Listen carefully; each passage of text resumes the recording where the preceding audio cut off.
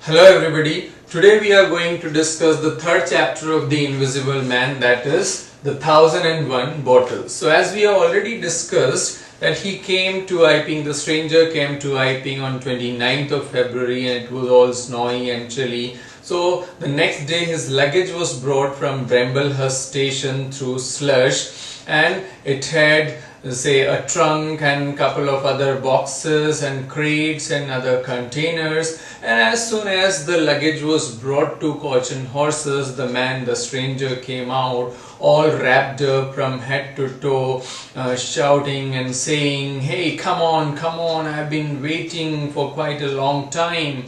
And the stranger's dog, Fearenside's dog. Fearenside is the man who brought the luggage from Bramblehurst station. So his dog, no sooner did he catch sight of the stranger, he jumped upon the stranger. And first it was the glove was ripped, and then as he was just shaken and just he fell down, the next was his trouser. He ripped the trouser as well, and at once Fearenside came towards the dog and with a whip in his hand and said, "Hey, come here," shouting at the dog, and the dog yelped and retreated under the wagon behind the wheels, all timid.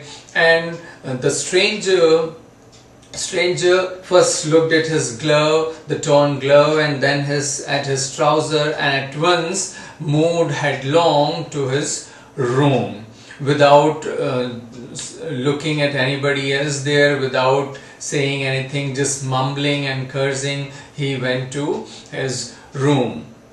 Now it was all the business of just half a minute. It happened very quickly that nobody could understand anything, and Fearenside was scolding the dog. The dog was quite timid and sitting under the wagon, and Mr. Hall was just gaping at all the process. He stood there all dumbstruck, and then he said he was bit, I must go and ask him. So in the passage he met Mrs. Hall and told her that the Fearenside's dog, the carrier's dog, bit the stranger, and he went to his room. Now the door was ajar, it means only slightly open, it was all dim, there was nothing clearly visible, and whatever he saw there, it was very singular, it was very strange.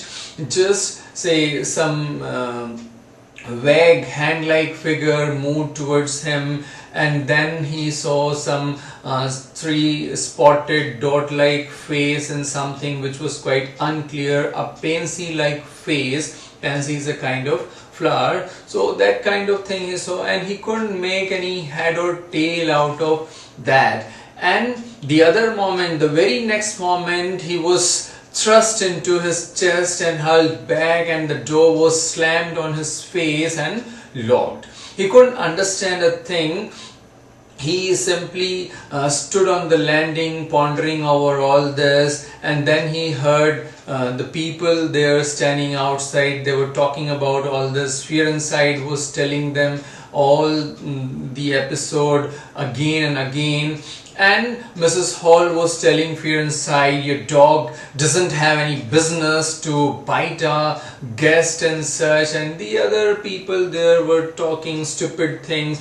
And Mr. Hall, listening to all those things, he felt quite incredible about the things whatever he had seen. Moreover, his vocabulary was very low, very weak to express whatever he had seen. So Mr. Hall stood there and he didn't say anything, and soon the man came out changing his dress, and then he said, "Hey, come on, bring the luggage inside, bring the things inside. The sooner the luggage is brought inside, the better. I'll be pleased." And when Fearenside saw him there at the landing, he asked, "Oh, were you bit? I am rather sorry for the dog." So he said, "Not a bit." He never he uttered this like never broke the skin, means he couldn't bite my skin.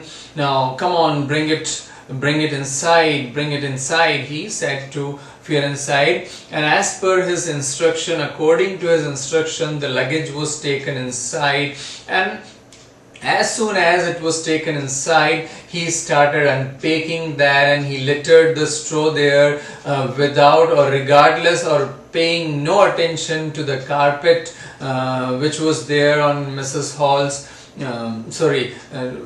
Mrs. Hall's carpet.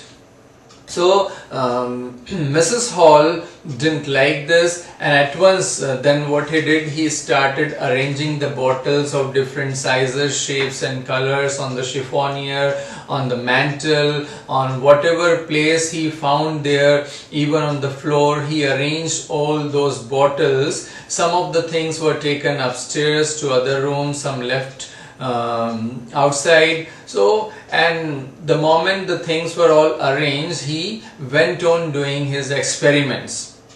Now Mrs. Hall later took his meal, and when she saw the straw littered there, she got very angry. She put the tray with quite an emphasis so that he would notice her presence there, and as he was so much absorbed in his work, until she put the tray with rare emphasis, he didn't realize that she had entered. So he turned his head, looked at her, and then turned his head again. And Mrs. Hall saw a very strange thing. As he was without goggles, as he was without spectacles, she saw in his eyes, his eyes were quite hollow. There was something hollow there in his eyes. There was nothing else. And soon he put on his spectacles and turned again facing Mrs. Hall. And Mrs. Hall mentioned about the straw, the untidiness there, and he said, he told Mrs. Hall that I must say that that you should knock when you come in. And so Mrs. Hall said, "I knocked, but you were so immersed in your work that you didn't listen." So he said, "Oh yes, sorry, I was really quite absorbed in my work, and definitely because of that I might not have heard the sound. So, quite urgent and necessary experiment I am doing. So sorry, Mrs. Hall," but further continued that I must bring your attention towards all this. So he said, "Don't trouble me, don't worry me about these things. If it bothers you, you can put that into the bill. You can add that in the bill." So she said, "Okay, then how much?" So he said, "Say a shilling. A shilling can be put into the bill." So Mrs. Hall said, "Okay, fine." She did that and moved away. Later, the whole day, there was almost for the major part of the day, there was all silence, there was no noise. Then she also heard a concussion, as if the bottles say smashing or hitting the table, and then the crashing sound as if the bottles were crashed onto the floor and something like that. All such kinds of noises were there, and then he was cursing 300,000, 400,000. "I can't go on like this, I can't go on like this, cheated," and these kinds of words she heard. And then she went upstairs, she listened to all that, and then she came back, and again it was all silence, and he was perhaps had started his work. Now when she took his tea there, she saw some broken pieces of glass there, and also she saw gold stain carelessly wiped. She again pointed or drew his attention towards that. He said, "Put that into the bill." Okay, now later in the evening, when the other people like Fear Inside and Teddy gathered in a beer shop, they discussed about his appearance. So Mr. Fear Inside was saying that, "I think he is black, where the trouser was ribbed, and the glove, I saw it was just black.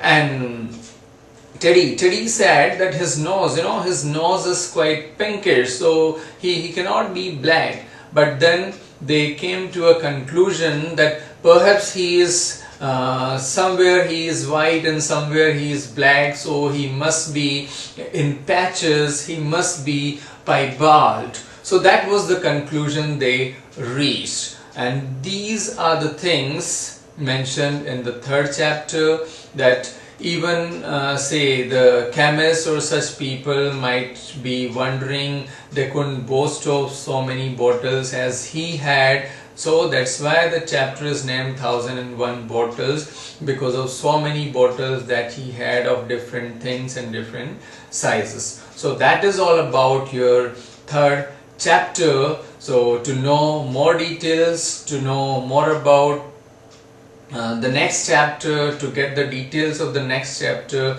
continue watching. Thank you for watching this video.